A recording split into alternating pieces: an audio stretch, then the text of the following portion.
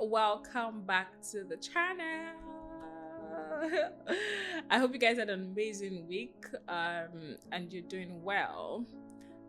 Today is slightly different. Remember, I said our channel is everything marketing, influencer marketing, public relations. We also have the segment of wellness, which is me finding myself and the soft life, right? And also self-actualization. And today we're going to delve a little bit deeper into the wellness and self-actualization side. For context, I recently turned 30. I don't know why I'm saying recently turned 30. There was last year September. Anyways, but it's still recent. And before then, there's something they say about the age, right? So it makes I say right a lot, so if you hear it, please just know that it's part of my DNA at this point. Something about that age changes you. Believe me, it was crazy. Most of I told my friends, like, the way I cried last year, I don't think I cried that way for the last 10 years. And if you know me well and you know a couple of things about me, you will know that the last 10 years have been very tough, but also blessings, right? So if I tell you that I cried, it was just more of the shift of who I was. I found myself redefining my values, redefining what life actually meant, redefining taking care of me, and redefining not living from a place of chaos and hustle. Yeah. My mentality was a lot about the hustle culture, the boss babe. Also stemmed from the things I consumed and also from the way my life was set up to be. And how I just grew up and things I wanted. It's not a bad thing, right? It's just how you do it. Your entire life should not be consumed with hustle. The only difference for me, or the bad thing I would say for me, was I never lived in the moment. I was always looking for the next thing, the next thing, the next thing. I don't think I legit paused to enjoy the fruit of my labor. It was just like, what's the next best thing? What's the next best thing? To an extent, I'm still like that. I'm not even lying. It's the core of who I am. I'm extremely hardworking. I'm extremely driven. I'm extremely talented and intelligent, as I say so for myself. I have a track record for that. But also, I am leaning into my feminine energy and also trying to just evolve. I've also understood that life is just about redefining yourself and finding yourself, learning and unlearning, because it never ends. So, on this episode today, I'm going to talk about the three things I've learned in the 3 decades of my life on earth, right? One thing I'm going to say first, the first thing first, fear is going to rob you of your life, point blank. Fear is actually crazy because it showed up in my life in multiple ways. If you see me, like, I'm bold, I would literally, there's nobody I can't speak to. But know that because that boldness is not rooted in self-esteem. The boldness is a coping mechanism. So for that, it would always come off very wrong, right? And you'll be bold to the things that are most times not necessary or don't even need your energy, right? And I've also learned that you see that fear is actually in your head. Half of it is in your head. Our minds and brains processes so much information that we let it. It's scenarios created in your head that is creating that fear.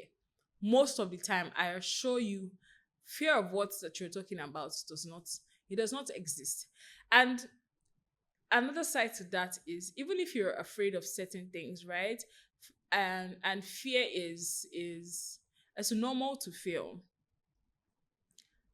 Face it head on and not run away from it, or have like coping mechanisms to cover it up.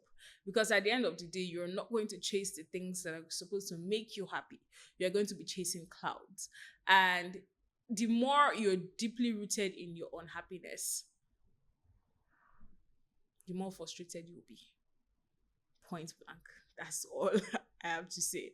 The second thing I've learned also, shame only exists if you let it. Shame is, no, please. When I'm saying bring back shame, I'm sure we both, me and you, we understand what I'm talking about. The shame in this context, you know what I'm saying, right? Shame will only exist if you let it. So I'm going to go deeper now and have share a personal story, right? This rights, please. But then stay with me, stay with me. So why I'm using shame as an example, or I'm telling you, it's one of the lessons I learned. I had a child at 19 and 20, and I realized for the last 10 decades, I still lived in the shame of my teenage pregnancy. Let me put it that way. And when we think deeper, we realize you have layers to certain things. So when you're living in shame, you sort of want to always overcompensate. And you have an underlying fear of never being enough. You see how it's intertwined, right? And again, all of these things and theories is just in your head and scenarios that you have created. The context of shame and how people react to you, does it exist? Yes. But then I am more than just somebody who had a child at 19. So why am I carrying the shame of that around? Why am I carrying the shame of disappointment on my shoulders for years? Why am I carrying the burden of the pain of that on my chest for years? But then again, it doesn't define who I am to other people.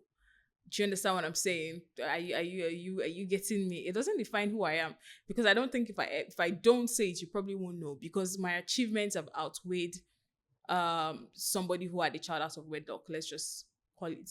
The context of that shame would exist because of the society that we're in and things that we've had to hear, things that we've had to go through, even in terms of just real life relationships, in context of significant other, in context of responsibilities, in context of how you're supposed to be perceived and how you're supposed to present yourself.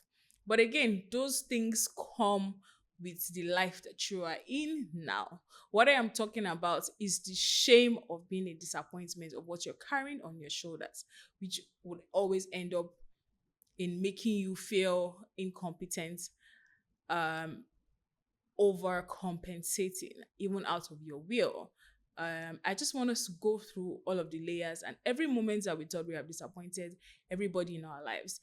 Every moment we have disappointed ourselves, because first thing first, even before other people can forgive you, you actually have to forgive yourself for the mistakes that you have done. Nobody's going to heal you. Nobody's going to make you feel better. Nobody's going to take away that context of your life. It's just the mindset at which you approach it. It's what matters. Again, remember, the context of shame is just in your head, and it would only exist if you let it. The third lesson that I've also learned, life will go on. Life will go on. You are only solely responsible for yours and your loved ones. Even your loved ones, there is a limit, right? Because again, their life will move on. Things happen. Even as we're in Nigeria now, there are certain countries that unrest, murder, people are being kidnapped every day. Does that stop your life? It actually doesn't. We're still living like it's not it's not happening, right? Because it's not in close proximity to you. Why I mentioned the context of fear and shame in those earlier first is because you realize that those things would hold you back.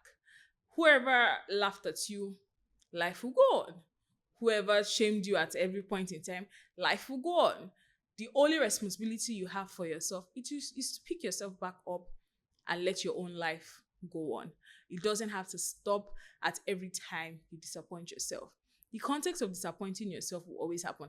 At every point in time, you're going to make one silly wrong decision. As little as drinking a Coke when you know you're supposed to drink water, you are just, it's a bad decision to an extent, right? But you still go ahead and do it. Does that mean okay, if you decide the next 2 days you want to just drink water, you want to cut off sodas from your life, won't you still do it? You'll still do it. So life will go on irrespective of it. So don't let shame and fear hold you from your life that God has invested and manifested in you. You will get to a point where you still be so frustrated, and the second layer of disappointment in yourself, because life will go on and people will be doing the things that you can do. People's life will go on, the things that you want to do, that you're thinking fear and the shame of who you are, that does not even exist in reality, that just exists because you created it. People will start living the life that you think you can live.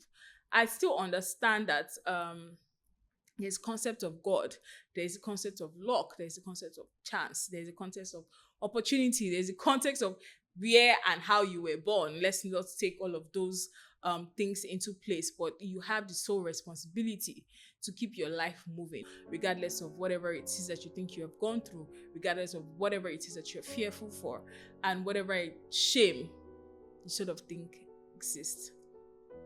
I hope you guys learned one or two things. I want to know some of the things you've also learned in the course of your life in the comment section. Please don't forget to share, like, and subscribe. See you next time. Bye.